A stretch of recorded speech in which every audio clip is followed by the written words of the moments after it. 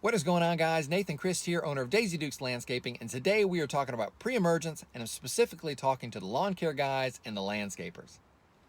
So we're going to be talking about what is a pre-emergent, how is it used, and when is the best time to put it out. So let's get started. Guys, a pre-emergent is a chemical herbicide that we're going to apply to existing turf or to an ornamental flower garden, and it's going to create an invisible barrier on the top 2 inches of soil so that when the ground warms up and those weed seeds start to germinate, it hits that barrier and it automatically dies. So guys, why combat weeds that are already established when we can prevent them from getting there to begin with? So pre-emergent is probably the single best thing that you can do to treat a yard.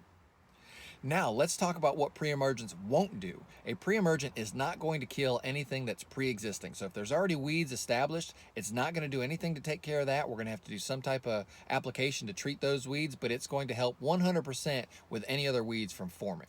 Guys, the best time to put out a pre-emergent is when the soil temperatures reach between 55 and 58 degrees Fahrenheit. So here in central North Carolina, it is February the 3rd and temperatures are starting to warm up. It's actually a little bit early for us to be putting out pre-emergent, but we've had a lot of 70-degree temperatures. So what I like to do, there's 2 things that I like to judge by. One is Mother Nature. What Mother Nature is going to do is when the forsythia bushes and the dogwood trees start to bloom, it's telling us weed seeds are starting to germinate and we need to get our application out immediately.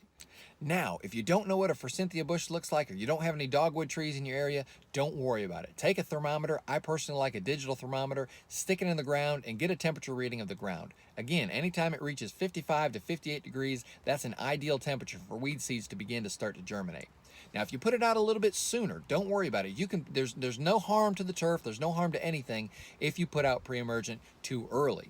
But the only thing it's going to do is it's not going to last quite as long into the season, so you might have to do a follow-up application later on.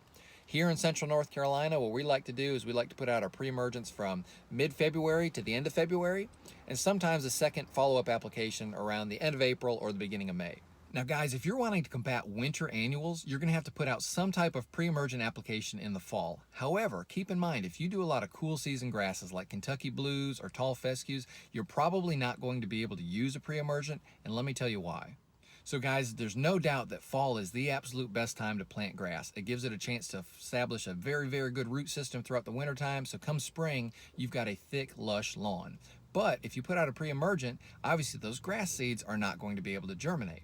And also, if you decide, well, I'm going to put out the grass seed first and then put out a pre-emergent, typically that new seedlings is too immature to be able to handle that chemical application, and it's going to wither off and it's going to die. So guys, if you like to aerate and overseed in the fall, which I highly recommend, chances are you're not going to be able to use a pre-emergent. So just explain to your customers, you're just going to have to deal with some of those pesky little weeds that pop up in the beginning of spring, and it's not going to last too long. Once the temperature comes up, those weeds are going to die out, and if they really want to, you could do some type of broadleaf application. You could do some type of other herbicide to just treat just those target areas. So guys, again, if you found something helpful in this video, subscribe to this channel, give me a thumbs up, hit that notification bell, leave me some feedback. The better I know you guys, the more I can tailor these videos to you. And as always, y'all, I love you, I appreciate you, and God bless you.